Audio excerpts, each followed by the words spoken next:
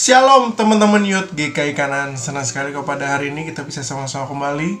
Kita mau satu doa bareng yuk. Nah teman-teman, hari ini kita akan melihat dari Imamat pasal yang ke-25, secara khusus dari ayat yang ke-35 hingga ayat yang ke-55. Apabila saudaramu jatuh miskin sehingga tidak sanggup bertahan di antaranya, maka engkau harus menyokong dia sebagai orang asing dan pendatang, supaya ia dapat hidup di antaramu. Janganlah engkau mengambil bunga uang atau riba daripadanya, melainkan engkau harus takut akan Allahmu, supaya saudaramu dapat hidup di antaramu. Janganlah engkau memberi uangmu kepadanya dengan meminta bunga, juga makananmu janganlah kau berikan dengan meminta riba. Akulah Tuhan Allahmu yang membawa kamu keluar dari tanah Mesir untuk memberikan kepadamu tanah Kanaan, supaya aku menjadi Allahmu. Apabila saudaramu jatuh miskin di antaramu sehingga menyerahkan dirinya kepadamu, maka janganlah memperbudak dia. Sebagai orang upahan dan sebagai pendatang, ia harus tinggal di antaramu sampai kepada tahun Yobel. Ia harus bekerja padamu. Kemudian ia harus diizinkan keluar daripadamu, ia bersama-sama anak-anaknya, lalu pulang kembali kepada kaumnya, dan ia boleh pulang ke tanah milik nenek moyangnya. Karena mereka itu hamba-hambaku yang kubawa keluar dari tanah Mesir. Janganlah mereka itu dijual secara orang menjual budak. Janganlah engkau memerintah dia dengan kejam, melainkan engkau harus takut akan Allahmu. Tetapi budakmu laki-laki atau perempuan yang boleh kau miliki adalah dari antara bangsa-bangsa yang di sekelilingmu.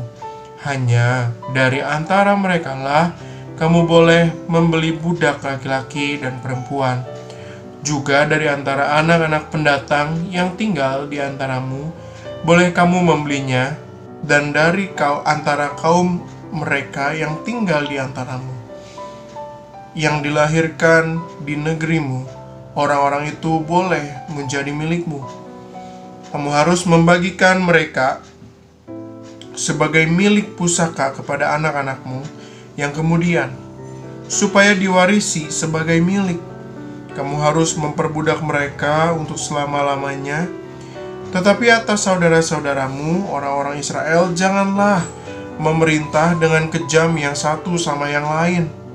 Apabila seorang asing atau seorang pendatang di antaramu telah menjadi mampu, sedangkan saudara-saudaramu yang tinggal padanya jatuh miskin, sehingga menyerahkan dirinya kepada orang asing atau pendatang di antaramu itu, atau kepada seorang yang berasal dari kaum orang asing, maka sesudah ia menyerahkan dirinya, ia berhak ditebus, yakni seorang dari antara saudara-saudaranya yang menebus dia, atau saudara ayahnya, atau anak laki-laki saudara ayahnya, atau seorang kerabatnya yang terdekat dari kaumnya, atau kalau ia telah mampu, ia sendiri berhak menebus dirinya.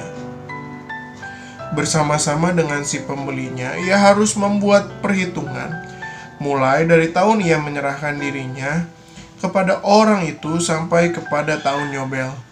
Dan harga penjualan dirinya haruslah ditentukan menurut jumlah tahun-tahun itu. Masa ia tinggal pada orang itu haruslah dihitung seperti masa kerja orang upahan.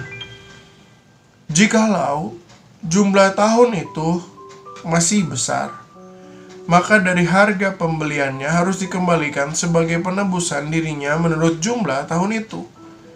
Jika waktu yang masih tinggal sampai kepada tahun Yobel sedikit lagi saja, maka ia harus membuat perhitungan dengan orang itu. Menurut jumlah tahun itulah ia harus membayar uang tebusan dirinya.